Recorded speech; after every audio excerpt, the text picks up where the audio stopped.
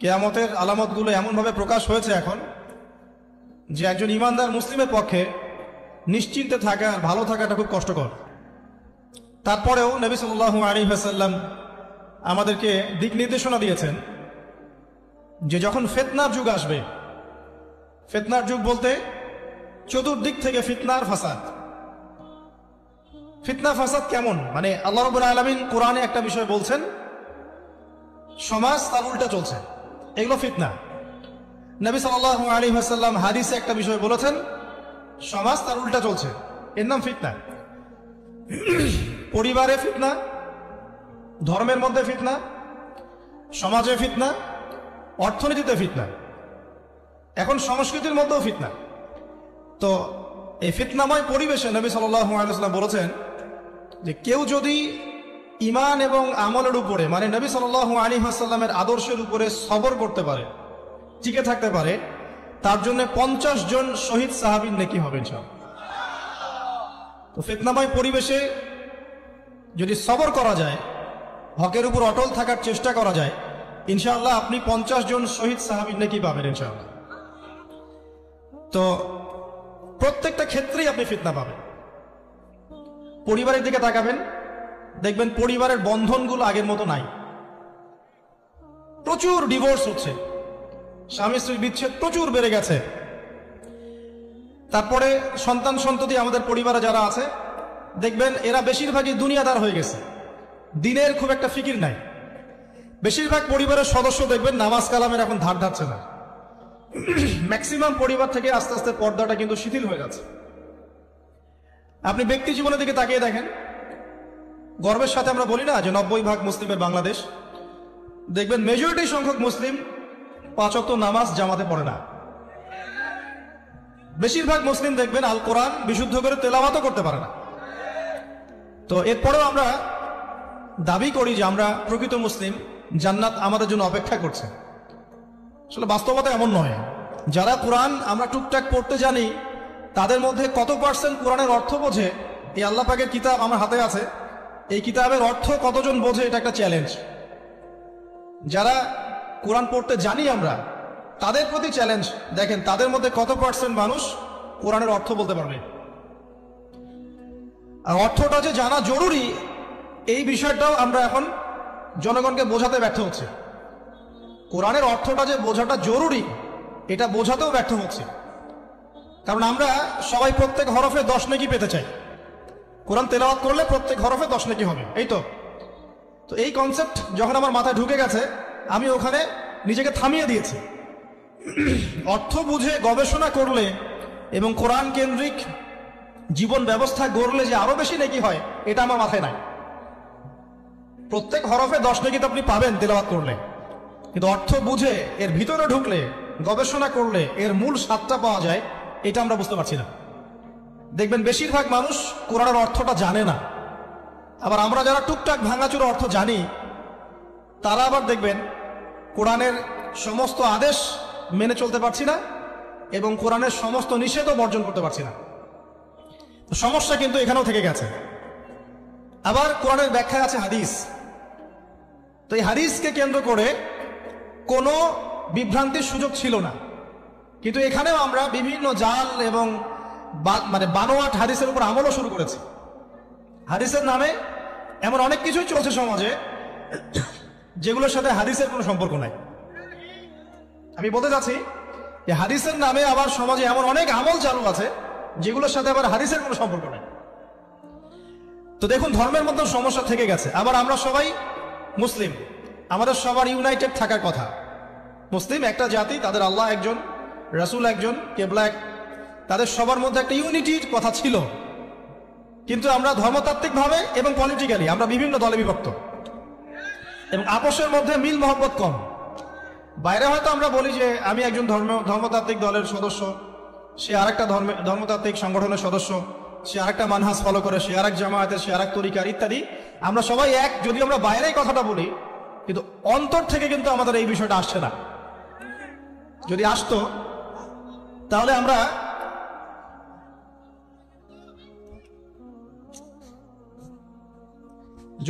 ভিতর থেকেই ঐক্যবদ্ধ হতে পারতাম, তাহলে উম্মার আজকে এই অবস্থা হতো না।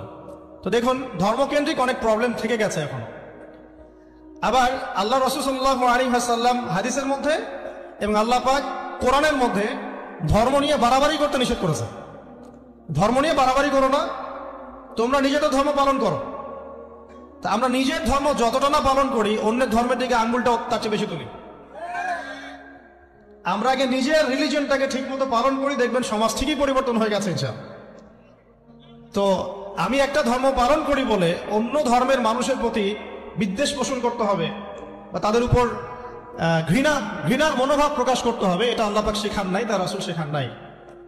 আল্লাহ এবং তার রাসূল কি শিখিয়েছেন? ইসলামের সত্য বিষয়টাকে আপনি সবার সামনে উপস্থাপন করবেন, যার ইচ্ছা হবে সে কবুল করবে, যার ইচ্ছা হবে সে অস্বীকার করবে। যার যার কবরে শেষে যাবে, যার যার হিসেব শেষে দিবে। চাপিয়ে দেওয়ার সিস্টেমটা ইসলামের মধ্যে নাই। এখন আসেন, পরিবারের আপনাকে ফেতনা কিছু বললাম। অর্থনীতির জীবনে যাবেন, ব্যবসা বাণিজ্যের মধ্যে যান, দেখেন বেশিরভাগ কালোবাজারি করছে, সিন্ডিকেট করছে, মজুদদার মাপে কম দিচ্ছে, জনগণকে ঠকাচ্ছে, করছে না? এগুলো পলিটিক্যাল ফিতনা, সরি এগুলো ইকোনমিক্যাল ফিতনা। তারপরে আপনি আরো দেখবেন ইকোনমিক সেক্টরে রিবা ভর্তি, সুদ। রিবা মানে কি? সুদ, রিবা দিয়ে ভর্তি। ঘুষ ছাড়া কাজ হচ্ছে না, ঠিক আছে? অন্যের সম্পদ আত্মসাৎ না করলে আমাদের পেটের ভাত হজম হচ্ছে না। তো এই যে দুর্নীতি বলেন, ঘুষ বলেন, রিবা বা সুদ বলেন, হ্যাঁ, তারপরে কালো বাজারি বলেন, কালো টাকা সাদা করার টেন্ডেন্সি বলেন, পাচার বলেন, সবগুলো অর্থনৈতিক ফিতনা। এগুলো হচ্ছে কি? অর্থনৈতিক ফিতনা। আর বিশ্বের ফিতনা তো পরে, ওটা তো বলার অপেক্ষা রাখে না। মানে বিশ্বের সবচেয়ে বড় ফিতনা ছিল দ্বিতীয় বিশ্বযুদ্ধ। তার আগে একটা হয়েছে প্রথম বিশ্বযুদ্ধ, যেখানে প্রায় কয়েক কোটি মানুষ মারা গেছে, আর সেকেন্ড ওয়ার্ল্ড ওয়ারে আরো বেশি মানুষ মারা গেছে। তো এখন বিশ্বকে ঠেলে দেওয়া হচ্ছে একটা থার্ড ওয়ার্ল্ড ওয়ারের দিকে। মানে যে কোনো সময় একটা তৃতীয় বিশ্বযুদ্ধের আশঙ্কা করছেন এখনকার যারা মিলিটারি অ্যাফেয়ার্স নিয়ে পড়াশোনা করেন, ওয়ার্ল্ড অ্যাফেয়ার্স নিয়ে পড়াশোনা করেন, তারা এগুলো বলতে পারবেন ভালো। তো বিশ্বকে একটা খাদ্য মন্দার দিকে ঠেলে দেওয়া হচ্ছে, বিশ্বকে একটা দুর্ভিক্ষের দিকে ঠেলে দেওয়া হচ্ছে। এবং মহামারীর মধ্য দিয়ে অলরেডি কিন্তু আমাদের বিভিন্ন দেশের ইকোনমিক অবস্থা ভালো না, তার উপরে খাদ্য সংকট, তার উপরে যে বৈশ্বিক যুদ্ধগুলো, আমদানি রপ্তানি বন্ধ হয়ে যাচ্ছে, তেল গ্যাসের দাম বেড়ে যাচ্ছে, জনগণ হাহাকার করছে। এই পলিটিক্যাল গ্লোবাল অ্যাফেয়ার্সের ফিতনা এগুলা। তা আপনাকে এই জন্যই প্রথমে আমি একটা কথা বললাম যে ফিতনাময় একটা পরিবেশে একজন মুমিন যার অন্তর্দৃষ্টি আছে, যে কোরআন এবং সুন্নাহ দিয়ে এই বিশ্বের এই রহস্যগুলো উদ্ঘাটন করতে পারে, সে ভালো থাকতে পারে না। তার মনটা সবসময় কিন্তু মানে ব্যাকুল থাকবে যে কিভাবে এইসব সমস্যা থেকে নিজে উত্তরণের পথ খুঁজতে পারি, আর আমার পরিবারকে বাঁচাতে পারি, আর আমার জনগণকে বাঁচাতে পারি। আর যদি আপনি আত্মকেন্দ্রিক হন, স্বার্থপর হন, তাহলে নিজের চটকায় তেল দিবেন, নিজে ভালো থাকলেই বাপের নাম। এই জামানার কথাই নবীজি বলছেন সাল্লাল্লাহু আলাইহি ওয়াসাল্লাম, তোমাদের সামনে এমন একটা যুগ আসছে, নবীজি বলছেন জামানা সাবরিন, কঠিন জামানা, যে জামানায় ঈমান নিয়ে চলাটা হবে হাতের মধ্যে আগুন নিয়ে চলার মতো। নবীজি বলছেন ওই সময়ে সাহাবী জিজ্ঞাসা করছেন, ইয়া রাসূলুল্লাহ, আমি ওই সময় কি করব? ওই সময় আমি কি করব? আমাকে কি পরামর্শ দিচ্ছেন? নবী সাল্লাল্লাহু আলাইহি ওয়াসাল্লাম বলছেন, হে আমর ইবনে আস, তুমি ওই সময় বাড়িতে অবস্থান করো, বাসায় থাকো, বিনা প্রয়োজনে বাড়ির বাইরে এসো না। ওই সময় তুমি নিজের পাপের জন্য আল্লাহর কাছে ক্রন্দন করতে থাকো, বিনা প্রয়োজনে বাড়ি থেকে বের হও না। আর মানুষের সাথে এত বেশি মেলামেশা করো না, নিজে তোমার আমল, তোমার গুনাহ নিয়ে ব্যস্ত থাকো, তোমার পাপের জন্য আল্লাহর কাছে কান্নাকাটি করো, ইনশাআল্লাহ তুমি নাজাত পেয়ে যাবে। এটা একটা অপশন, মানে ফিতনাময় পরিবেশে আপনি কিভাবে বাঁচবেন, এটা একটা অপশন। আর একটা হাদিসে গিয়ে নবী সাল্লাল্লাহু আলাইহি ওয়াসাল্লাম বলছেন যে যখন এমন ফিতনাময় পরিবেশ আসবে, তখন যদি তোমরা এই আমর বিল মারুফ নাহি আনিল মুনকার, সৎ কাজের আদেশ, অসৎ কাজের নিষেধ, আমার সুন্নতের উপর অটল থাকতে পারো, তাহলে তোমরা 50 জন শহীদের নেকি পাবে। সাহাবায়ে কেরাম বলছেন, ইয়া রাসূলুল্লাহ, আমিনহুম আও মিন্না, তাদের মধ্যে 50 জন নাকি আমাদের মধ্যে 50 জন শহীদ? নবী করিম সাল্লাল্লাহু আলাইহি ওয়াসাল্লাম বলছেন, বাল মিনকুম, বরং তোমাদের মধ্যে 50 জন শহীদ। এটা অপশন নাম্বার 2। এক কি বললাম, আপনি নিজেকে নিয়ে ব্যস্ত থাকেন, বাসায় থাকেন, বিনা প্রয়োজনে বাড়ি থেকে বের হবেন না, মানুষের সাথে কম মেলামেশা করেন, এবং নিজের পাপের জন্য আল্লাহর কাছে কান্নাকাটি করেন, নিজের আমল নামা নিয়ে ব্যস্ত থাকেন, ইনশাআল্লাহ নাজাত পাবেন। 2 নাম্বার, যদি আপনার কাছে আরো বেশি যোগ্যতা থাকে, এবং আপনি আরো বেশি সাহসী হন এবং আপনি উম্মার দেশের জনগণের কল্যাণ কামনা করেন, তাহলে অন্যদেরকেও এই ফিতনাময় পরিবেশে টিকে থাকার ফর্মুলা বলে দেন। এখানে সবর করেন, আমর বিল মারুফ নাহি আনিল মুনকারের কাজ করেন, আল্লাহ পাক আপনাকে ইনশাআল্লাহ 50 জন শহীদ সাহাবী নেকি দিবেন। আরো অপশন আছে। কি অপশন? ওই যে আসহাবুল কাহফ কি করেছিল, একটা ফিতনাময় পরিবেশ থেকে নিজেরা আস্তে করে সরে গিয়েছে। যখন আপনি পরিবেশকে পরিবর্তন করতে আর পারছেন না, দাওয়াত দিয়েও কোনো কাজ হচ্ছে না, মানুষ কথাও শুনছে না, জুলুম নির্যাতন বাড়তেই আছে, টিকে থাকা মুশকিল, তখন তাদের হিসেবের দায়িত্ব আল্লাহর উপর ছেড়ে দেন, আপনি ওখান থেকে ডিসকানেক্টেড হয়ে যান। এটা একটা অপশন। এই অপশন বেছে নিয়েছিল ইব্রাহিম আলাইহিস সালাম। তার বাবাকে বুঝিয়েছেন, কাজ হয়নি, চলে গেছেন। এই অপশন বেছে নিয়েছিল আসহাবুল কাহফ। সবাইকে বোঝাচ্ছে, কাজ হচ্ছে না, তার আস্তে করে চলে গিয়ে গুহার মধ্যে রাত কাটানো শুরু করেছে। এমনও হাদিস পড়েছি আমি যে ফিতনাময় পরিবেশে সবচেয়ে সৌভাগ্যবান হবে ওই শ্রেণীর মানুষ যারা দেখা যাবে যে পাহাড়ি কোনো এলাকায় বা দূরবর্তী কোনো জায়গায় বসবাস করছে, যেখানে বৃষ্টিপাত হয়, গরু ছাগল মেষ বকরি এগুলো নিয়ে ওখানে চড়ায়, যখন আজানের সময় হয়, নামাজের ওয়াক্ত হয়, আজান দেয়, নামাজ পড়ে, দুনিয়ার ফিতনা থেকে এরা দূরে আছে, এরা সফল। এমনও হাদিস আছে। হয়তো আপনার কাছে মনে হচ্ছে না এখন ওই যুগ আসে নাই, কিন্তু আমি আপনাকে বলে দেই যে কোরআন এবং সুন্নাহর চোখ দিয়ে যদি আপনি দেখতে শেখেন এবং বর্তমান বিশ্বের প্রেক্ষাপটটা অ্যানালাইসিস করার যোগ্যতা আপনি অর্জন করেন কোরআন সুন্নাহর চোখ দিয়ে, আপনি বুঝতে পারবেন সেই সময় অনেক আগেই চলে এসেছিল। এখন ফিতনা এবং ফাসাদময় এই পরিবেশে আমরা কি করতে পারি, ছোট স্কেলে, বড় স্কেলে না, ছোট স্কেলে। আমি আজকে বড় বিষয় নিয়ে কথা বলতে আসি না, কারণ আমি চিন্তা করলাম যে আসলে প্রথমে যদি ব্যক্তিকেন্দ্রিক বিষয়টা ঠিক না হয়, বড় বিষয় আলোচনা করে কোনো লাভ নাই। আগে ব্যক্তি যদি ঠিক না হয়, বড় বিষয় আলোচনা করে আসলে কোনো লাভ নাই, আপনারা বুঝবেনও না, মাথার উপর দিয়ে চলে যান। এখন গ্লোবাল অ্যাফেয়ার্স নিয়ে কথা বলে খুব একটা ফায়দা নাই আপনাদের। এখন ইকোনমিক পুরো এই সুদভিত্তিক সিস্টেম আপনি চেঞ্জ করতে পারবেন না, এবং পুরো যে তাগুতি ব্যবস্থা আপনি চেঞ্জ করতে পারবেন না। আপনি কি করতে পারবেন? আপনি নিজেকে পরিবর্তন করতে পারবেন, আপনার পরিবারকে পরিবর্তন করতে পারবেন। এতটুকু আপনার পক্ষে এখন পর্যন্ত সহজ, ঠিক না ভাই? ঠিক কথা। এটা আপনি এখন করতে পারবেন। তো এটার ফর্মুলা কি? ফর্মুলা ঘাটতে গিয়ে আল্লাহ পাক আমার মাথার মধ্যে একটা হাদিস নিয়ে এসে দিলেন। কারণ আমি বিশ্বাস করি যে আপনারা বলছেন মাওলানা আল্লামা, আমি আসলে এমন কিছু নই, এই কথাগুলো আসলে আমার সাথে যায় না। আমি নিতান্তই একজন ছোট মানুষ এবং তালেবে ইলম, জ্ঞানের পথের পথযাত্রী। আর আমি তালেবে ইলম হয়ে থাকতে চাই। আমি মুফতি হই, আমি মুহাদ্দিস, মুফাসসির বা এই যে শব্দগুলো আপনারা বলছেন, এমন কিছুই নয়। আসলে কিয়ামতের মাঠে আমি জান্নাতে যেতে পারবো কিনা আমি নিজেই জানি না। যখন কোনো মানুষ নিজেকে অনেক বড় মনে করা শুরু করবে, বুঝে নিবেন সেই ইবলিসের আনুগত্য করা শুরু করেছে আর কি। কারণ ইবলিস বলেছিল, আবা ওয়াস্তাকবারা, আমি খলাকতানি মিন নার ওয়া খলাকতাহু মিন তিন, আমাকে সৃষ্টি করেছেন আগুন দিয়ে, আদমকে সৃষ্টি করেছেন মাটি দিয়ে, আমি কেন আদমকে সিজদা করতে যাব?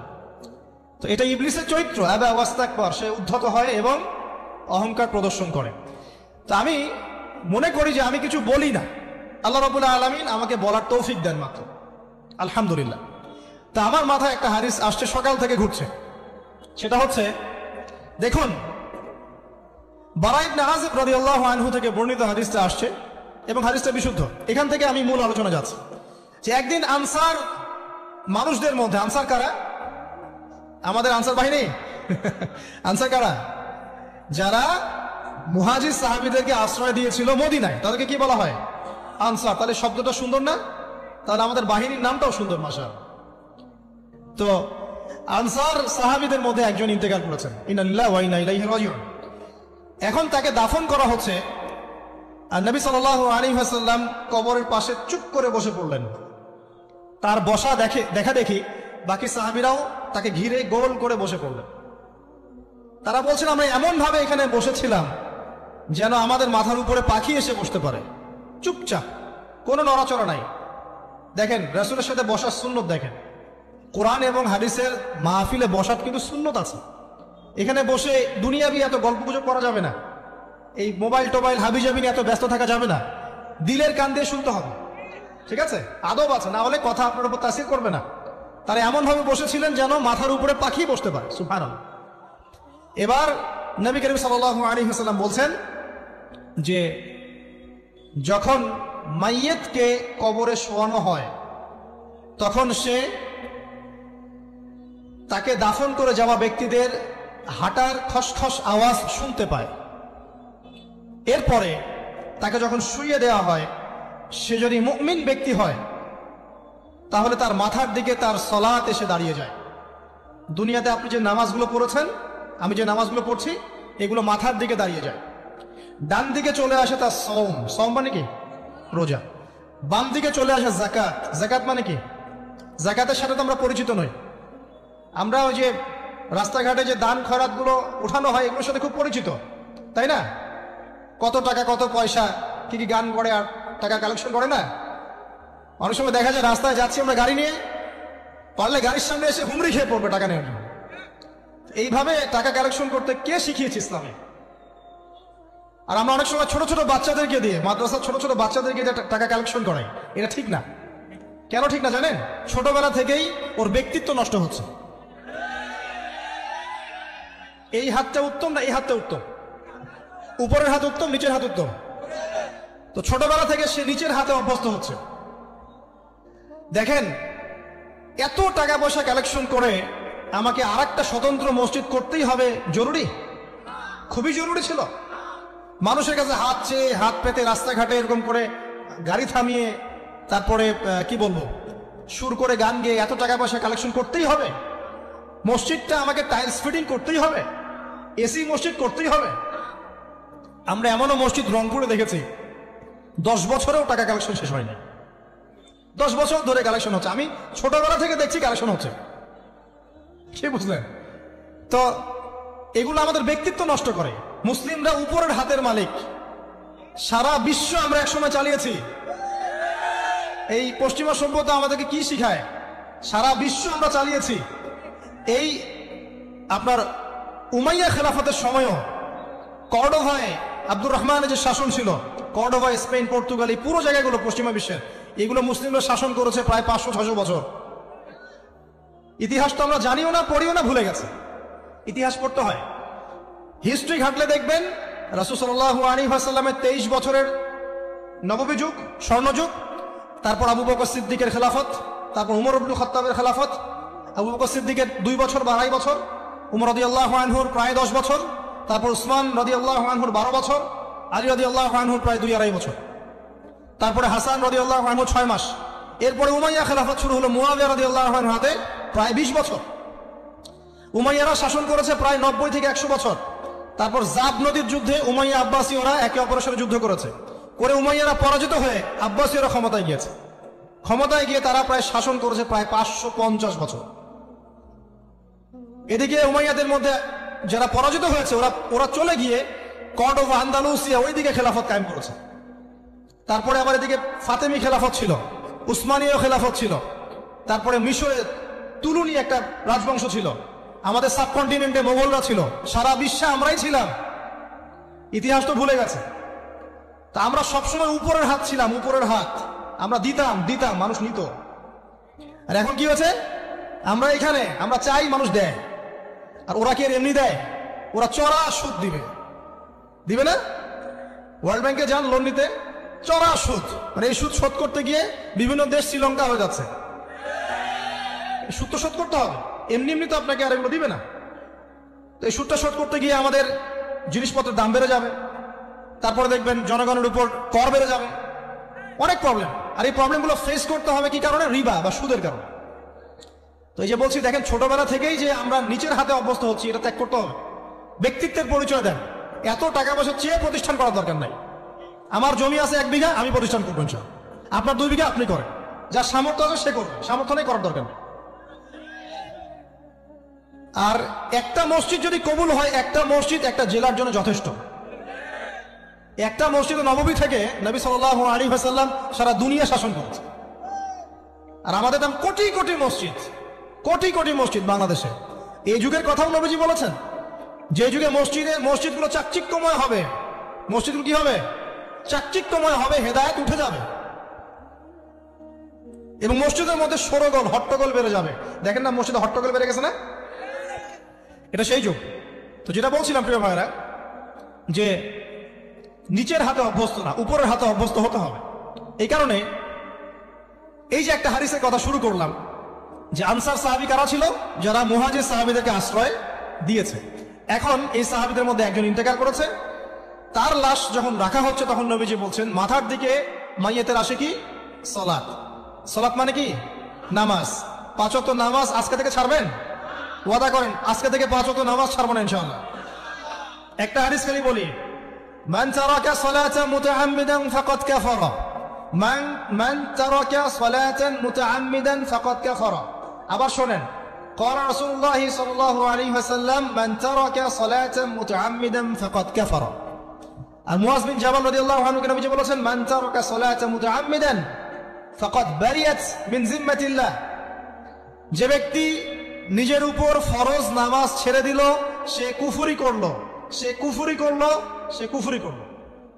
মুয়াজ বিন জাবালকে নবী সাল্লাল্লাহু আলাইহি ওয়াসাল্লাম বলছেন যে ব্যক্তি ফরজ নামাজ ইচ্ছা করে ছেড়ে দিল সে ব্যক্তি আল্লাহর জিম্মা থেকে মুক্ত হয়ে গেল।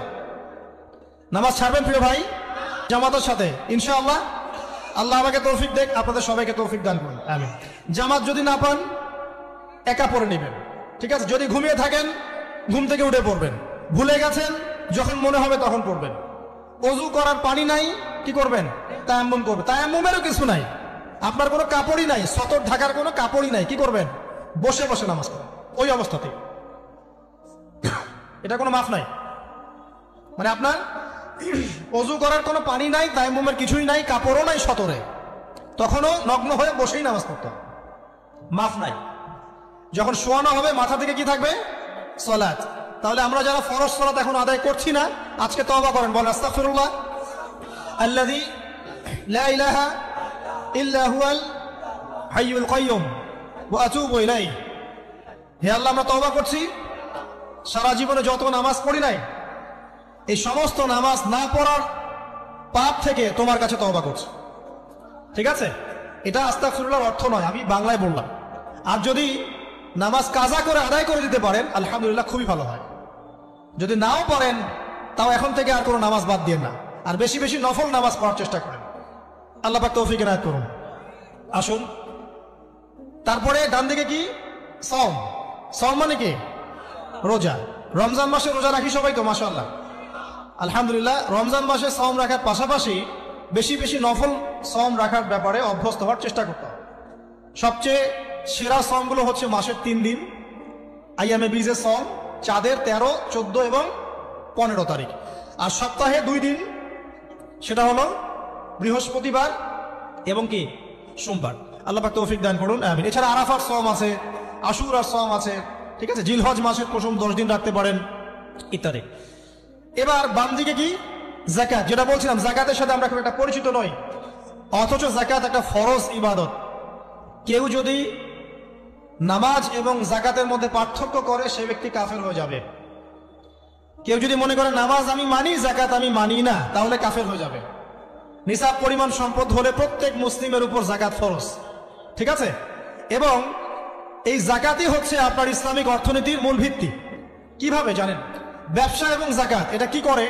এটা একটা মার্কেটের মধ্যে সম্পদ ঘুরতে থাকে। আমি বুঝাচ্ছি আপনাকে। মনে করেন আপনি ব্যবসা করছেন এবং যাকাত দিচ্ছেন। যাকাত কারা দিবে? যারা যাকাতের নিসাব পরিমাণ সম্পত্তি রাখে, মানে কিছুটা ধনী তারা। তো তারা ব্যবসা করছে মাশাআল্লাহ। ব্যবসা যখন করে ব্যবসায় কি থাকে? লাভ থাকে, লস থাকে, লাভ থাকে, লস থাকে। লাভও হতে পারে আপনার, লসও হতে পারে। আর সুদে কি? শুধু লাভ, লস আছে, লস নাই।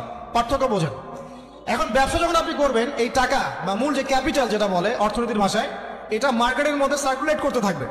আজকে আপনি ধনী, লাভ করেছেন, কালকে লস করবেন, এই ধন আরেকজনের হাতে চলে যাবে।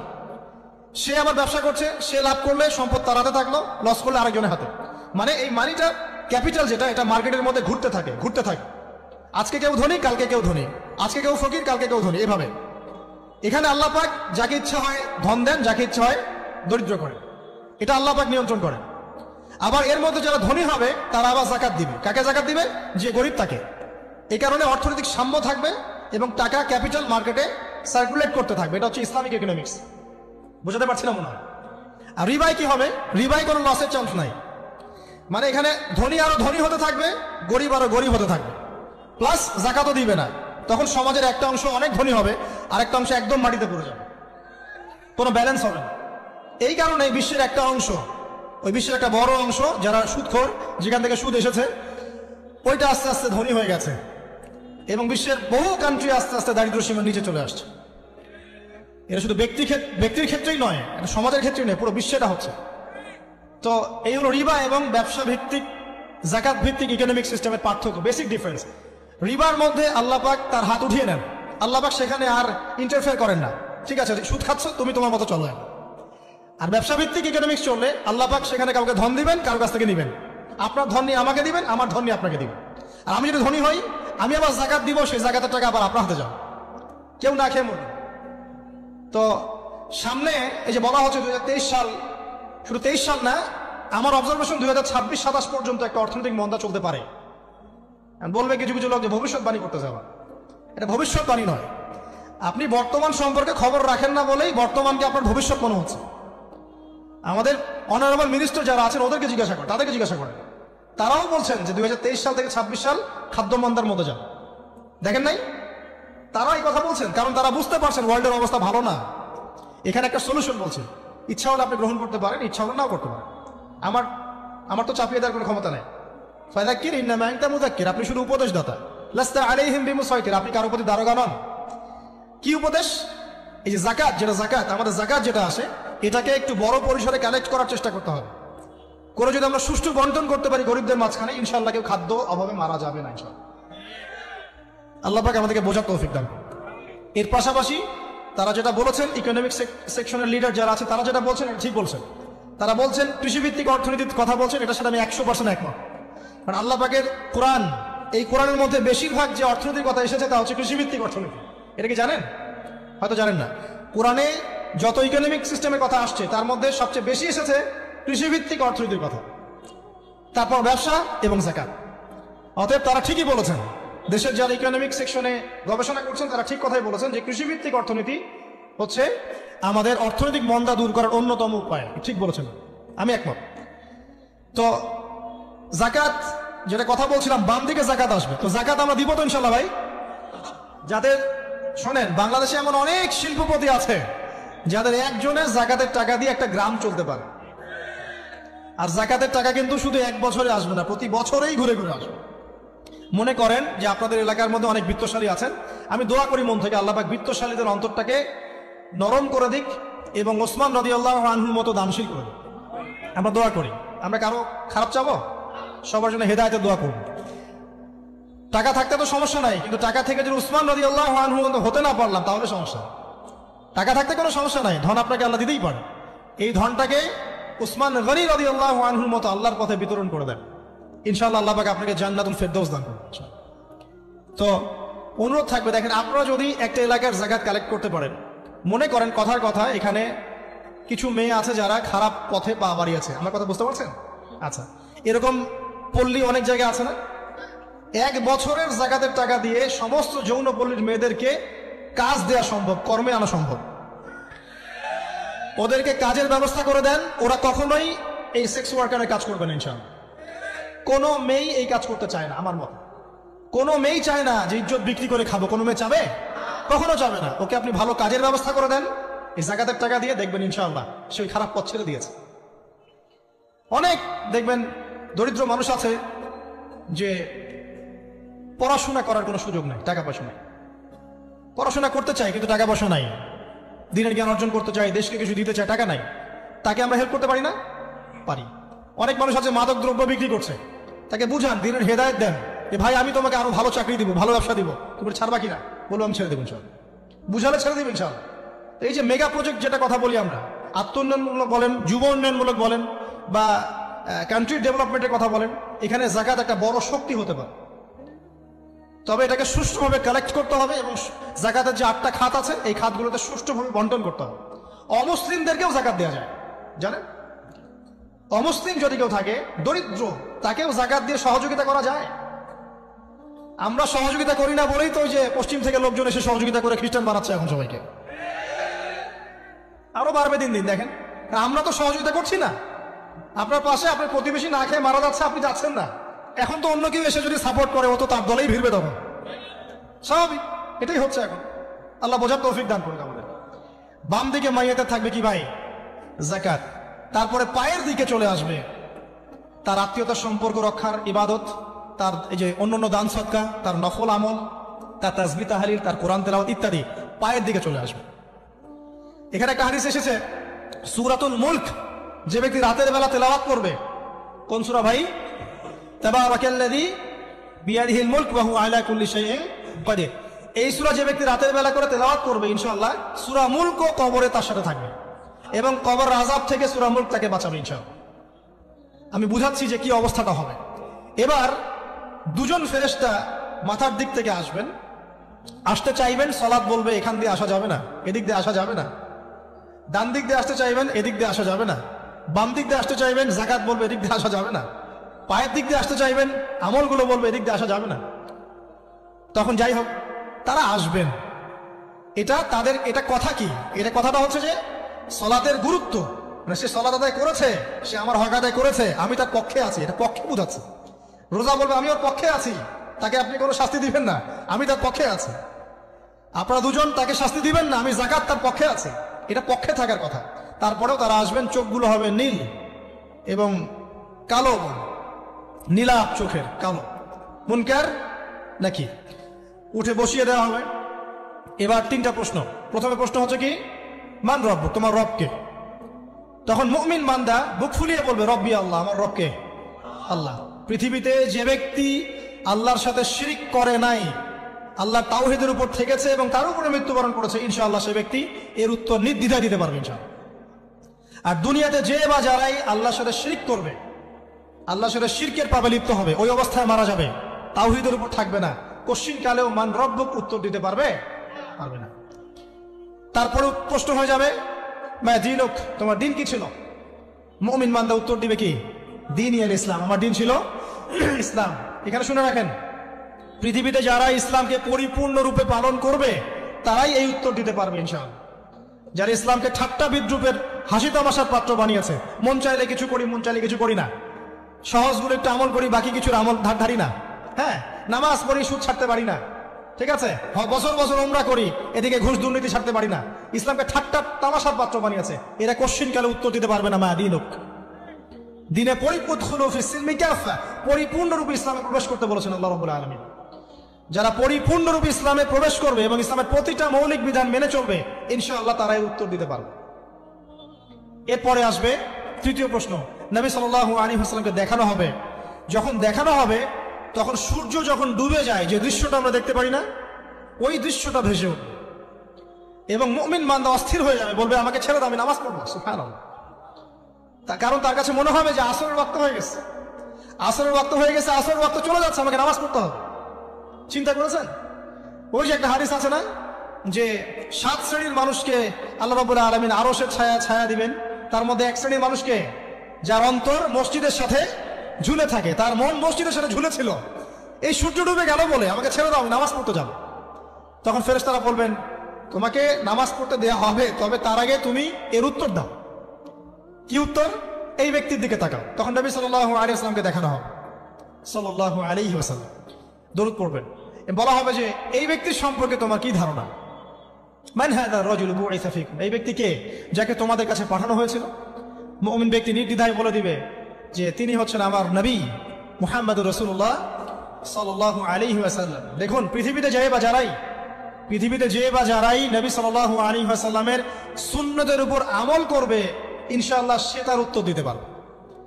দুনিয়াতে যারা নবীর সুন্নতের 5 পয়সা পরোয়া করছে না, তার আদর্শের 5 পয়সা দাম দিচ্ছে না, তারা কোশ্চিন কালে উত্তর দিতে পারবে। নাম হতে পারে আব্দুর রহমান, আব্দুর রহিম, নবীর সুন্নতের ধার ধারে না, তারা উত্তর দিতে পারবে। তো নবীর সুন্নতের গুরুত্ব কত গভীর, এটা আমাদেরকে এখান থেকে বুঝতে হবে।